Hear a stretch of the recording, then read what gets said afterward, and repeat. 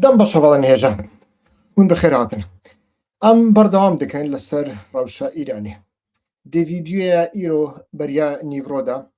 me behsa vê yekê kir ku şer berfireh dibe. Yani gava ku Hizbullah kete nav şer, êdî piştî wê Husî jî dikevin nava şerên na, an jî ji grûpên Iraqî Heşd-ı Şeabî an jî grûpên girêdayî Heşdî Şeabî hinek grûp ji wan re dikevin nav şerên na, ev hemû wisa nîşan dide ku Îran biryar daye demekî dinê berxwe bide. Yani Îran teslîm nabe, rêveberiya ku hatiye ser desthilatdariyê biryar daye ku berxwe bide. Ew berxwedan êdî min di vîdyoya serê sibê nîşan da.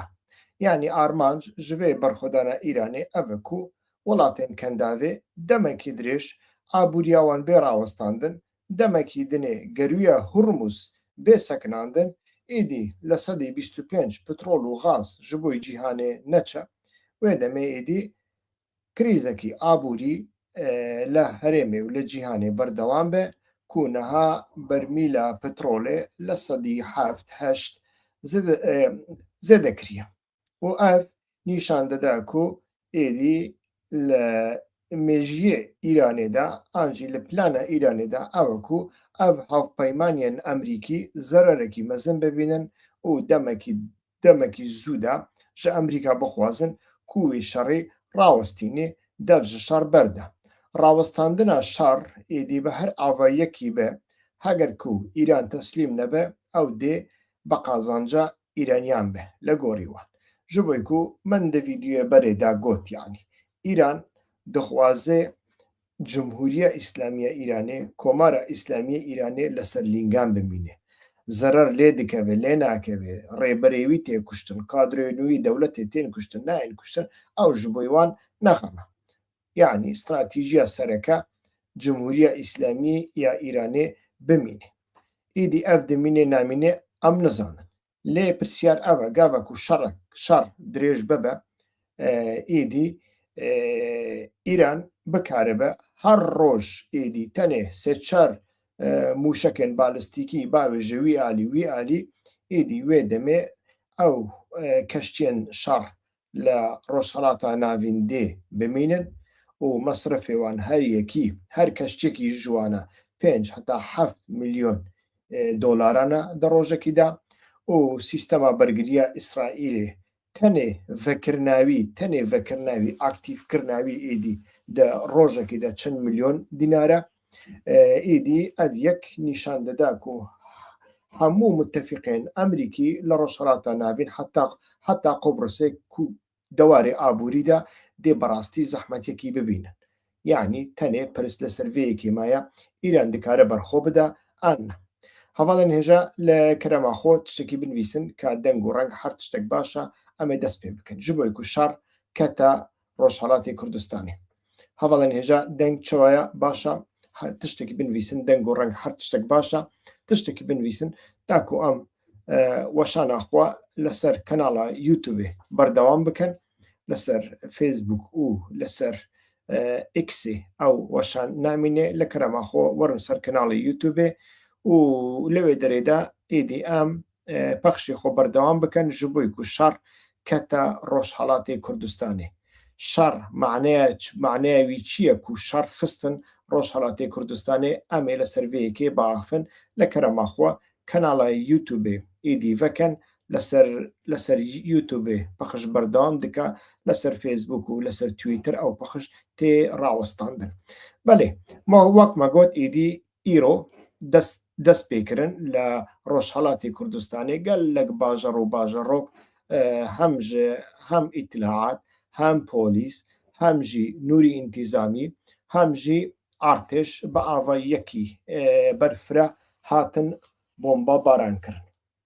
Sedemê vê yekê çi ye? Çima ev yek bombabaran kirin? Ev yek pir giring e. Yani di şerê duwazde rojan de ku sala bihurtî di navbera İsraîlê û Emerîkayê de hat li derxistin, wê demê êdî piştî du rojan Netanyaho bang li gelê Îranê kir ku rabin ser xwe. Got ئەو هێکێک سپیکریە خستیە دەوێ ئیرانیان تەنێمایە ئیرانی دەوێ خۆڤەکەن و وێ هێکێ بخ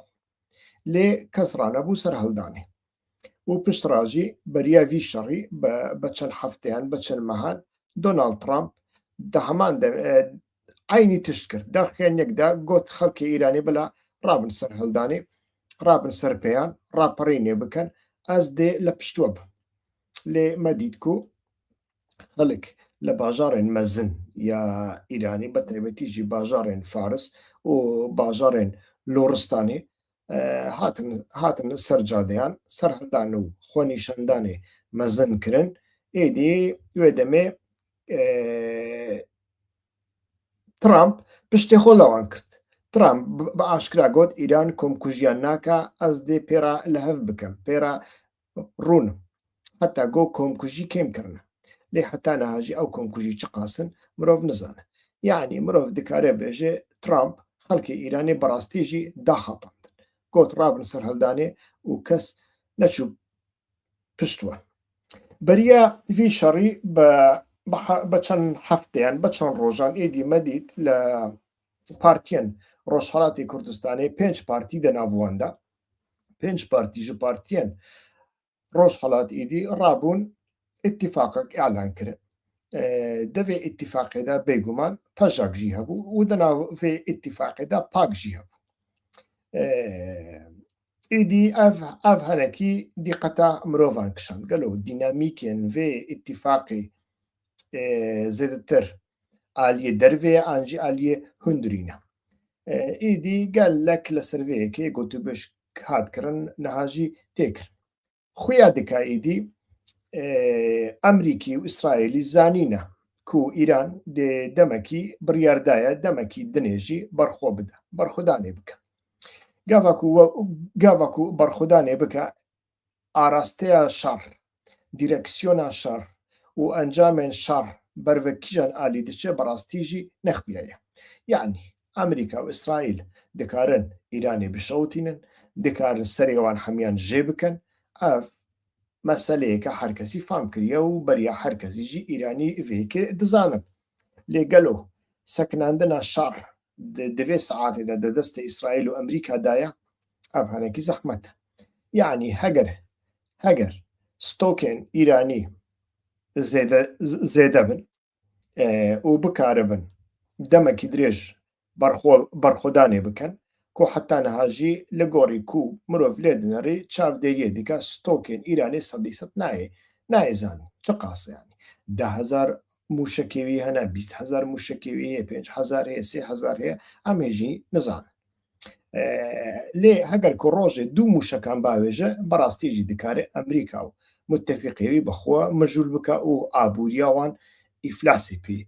پێبینێ ئەو یەک مەسەلەیەکی پڕپڕ مەترسیدارە هەم ji بۆی ئیسرائیل هەم ji بۆی ئەمریکایە لە هەردوو وڵاتانژی هەڵبژارتن لە پێشیاوانە یعنی نەتەنیاهۆ و ترامپ دچن هەڵبژارتنێ دەوێت دەرێدا تشتێکی نەخوازی بێ ئاواکردن باندۆری خۆ لەسەر هەردوویانژی دکە لۆما ئیدی مەدید بەرەڤژی شەڕێن بەرێ کو لە کوردستانێدا بنگە و بارەگەیان ڕژەمێ نەهات بوون بۆمبا بارانکردن ئیرۆکە نوچێن و دەرکەتن کا ئەزێ ژوەڕا بخوێنم ئیرۆکە چ بووە ئیرۆکە لە باژارێ سنە تەنێ لە باژارێن سنە هەشت هێڕشێن بالەفڕان یا ئیسرائیل و ئەمریکایە پێک هاتن بنگە و بارەگایەن ئارتێش و هێزێن ئەمنی هەموو کرن ئارماش ئیدی پشتی نیڤڕۆژی 6 هێڕەشێندنێ پێکانین دیسانژی لە سنە تەنێ لە سنە 3 کەس هاتنە کوشتن لە گۆڕی داخیانیا قایمقامێ سنە پشتڕاژی 2 هێڕەشێن جوداتر لە نێزی چیایە ئەوێری سنە هاتن ئەنجامداین ئیدی لە سنە کیکردن ئارماج فڕقەیە 28 ئارتێشی فەرماندەیە شەهرامفەری ئیتلاعات لە بلور شەبلی لە سنە فەرمانگەها وەزارەتە ئیتلاعاتێ بنگەها پۆلیس یا شاڵمان لە ناوە باژارێ سنەیە بنگەها پۆلیسێ 25 بنگەها بەسیج لبان باشگا یعنی لە دکەڤە جادەیە فیردەوسی لە سنەیە و لە هەمان دەمێدا سازیە دادوەری لە سنەژی بۆمبا بارانکردن و باڵەفڕخانەیە سنێژی دیسە بۆمبا بارانێکی مەزن بەخۆ دیت لە ئالیەکی دنێ پشتی نیڤرۆ ئیرۆ بالەفرێن ئەمریکا و ئیسرائیلێ بنگەهێن سەرەکە یا ئارتێشە پازداران لە مەریوانێ کرن ئارمانج و نێزی سنوورێ عراق و باشوورێ کوردستانەیە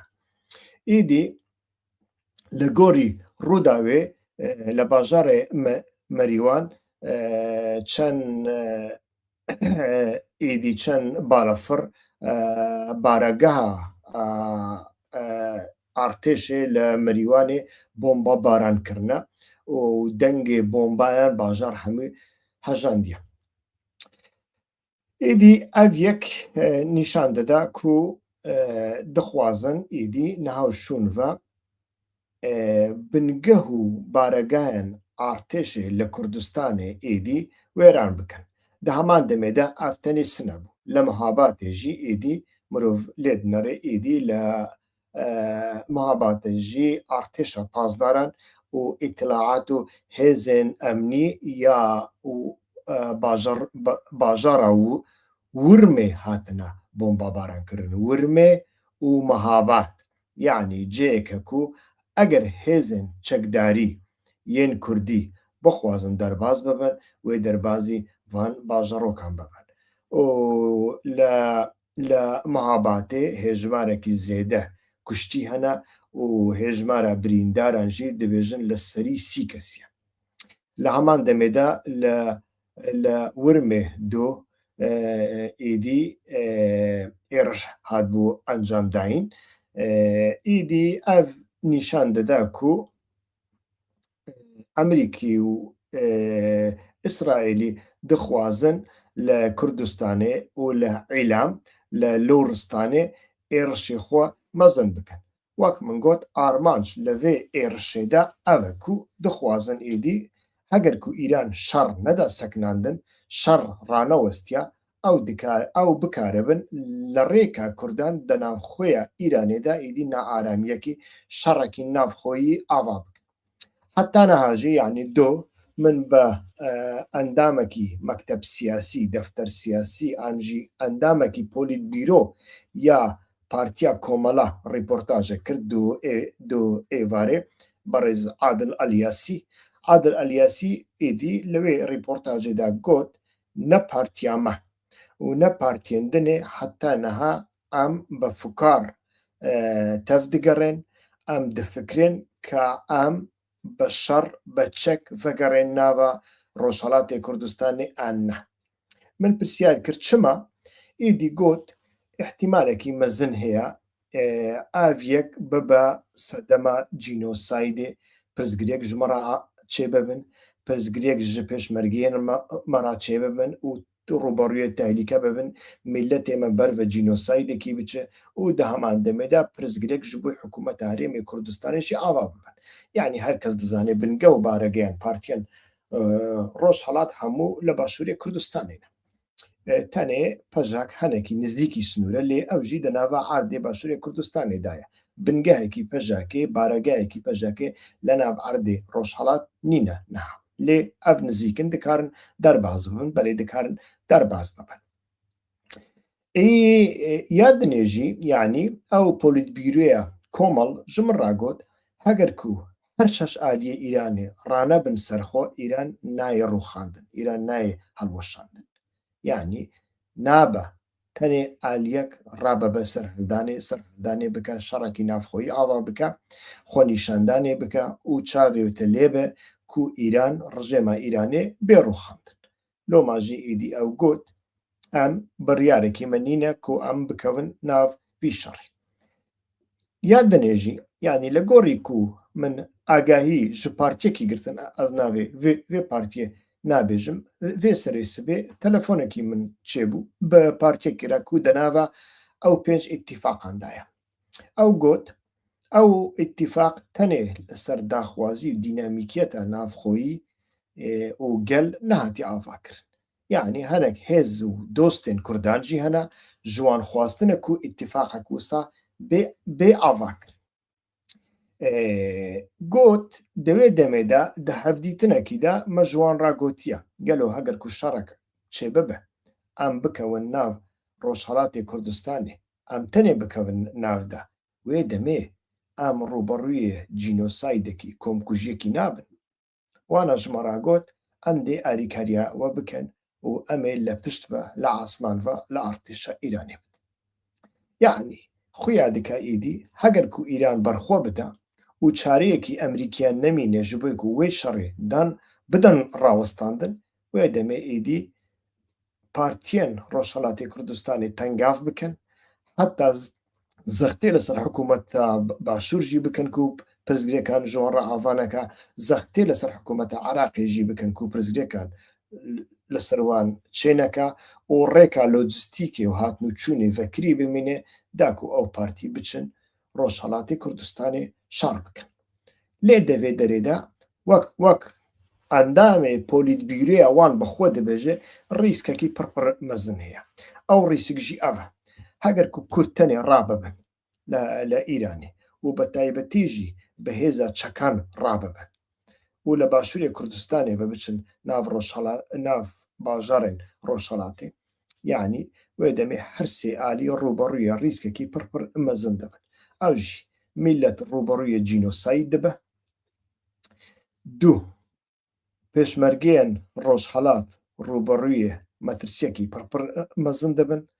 sê Başûrê Kurdistanê dibe armancekî mezin ya Îranê. Niha jî armanc e lê ev armancekî pir xefîf e. Yani heta niha tenê bingeh û baregehên partiyên Rojhilat kirine armanc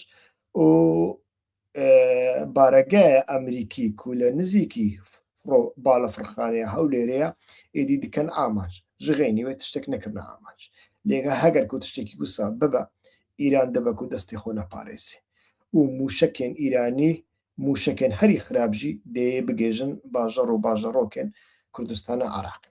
Li heman demê de li Kurdistana li Iraqê de her kes dizane hêzên şîî hene. Hêzên şîî yê girêdayê Îranê hene. Bêguman hêzên şîî serbixwe zêdetir in. Hikûmeta Iraqê bixwe hêzekî şîî serbixwe ye yani. Ev şerê Kurdan nakin lê ihtimalekî pir mezin heye êdî ihtimalekî pir mezin heye hinek grûp li Iraqê wê demê ew jî şerê Herêma Kurdistanê bikin. Loma jî ev mesele bê wî rengî bê şirovekirin êdî baştir dibe. Belê min xwast ev agahî ji we re bibêjim li em ê saetên pêş de demê pêş de dîsan bi hev rabin ka li Kurdistanê çi diqewime ez ê hewl bidim hinek tekiliyan jî ava bikim bi qasî ku tekilî pir zehmet in. Yani berê hinek gava ku înternêt hat rawestandin Îraniyan mexsûs ew înternêt rawestandin. Ji bo ku xwastin fam bikin ku ji xênî wan ew înternêtên ku Elon Musk ji wan re ava kirine qaşo.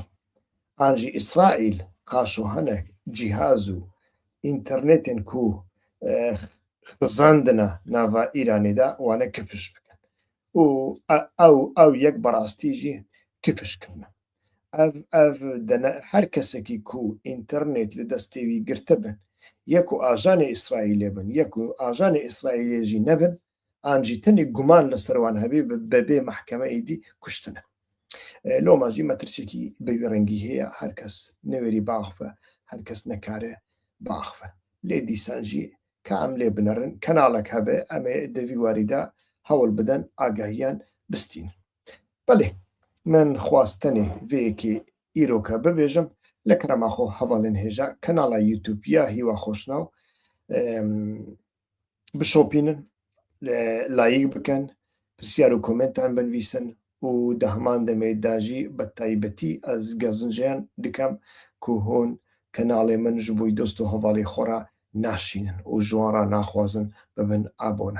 Yani ev kenal ez dê mezin bikim lê heger ku ez bizanim علاقەیەکی زێدە نەبە بەڕاستیژی ئەس نەکارم دەماخۆ ji zarokê xwe ji karê xwe yanî ez neh saetan kar dikim piştî kar an jî di derfetên kar de li şûna ku avekî vexwim xwarinekî vexwim têm êdî bi agahiyekî mezin ve lêkolînekî pir mezin ve serê xwe pir dêşînim kêm dirazêm heta ku layfekî çê dikim. Loma jî li hemberî vê kedû emekê li kerema xwe hewl bidin lînkê kanala min her kesek heger ji 10 dostê xwe re bişîne û ji wan bixwazî bibin abone baş dibe. Ji bo ku kanalên ku popülîzmê nakin, kanalên ku rastiyan dibêjin lê qîrqîrê nakin an jî direwan nakin niha kanalê Kurdî û Tirkî gelek in. Kanalê Erebî û Farsî jî gelek in. Lê berastî ev kanalê me Kurdî hinek ji bo ku hinek laykan zêdetir kom bikin, xelkekî zêdetir derdorê xwe ava bikin, hinek car direwên mezin dikin.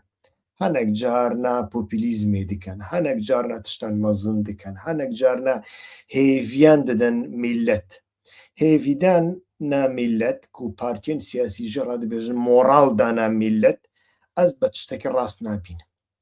Yani gerek mirov moralê millet nexe lê moralê jî nedê millet moralekî sext e. Ji bo ku ev nabe moral ev dibe bêmoralî. Tu dixwazî tenê millet serxweş bikey, germ bikey. Lê şiyarkirina millet erkekî me hemyan e. Em gerek millet şiyar bikin, em gerek millet fêr bikin çawa bifikrê, çawa li bûyeran binere. Ew bûyer aliyên wanî rîsîk hene, aliyên wanî baş hene, aliyên wan hene ku pêşerojê ji teratînê, aliyê wan jî hene ku dikare cînosayd û mirin û komkujiyê bi xwe re bîne. Me têr komkujî û cînosayd dîtin. Cînosaydekî dinê bila ji me re ava nebe. Loma jî gerek mirov bi dîqet tev bigere baştir dibe. Heta bernameyekî din, silav û rêz dem baş ji we re.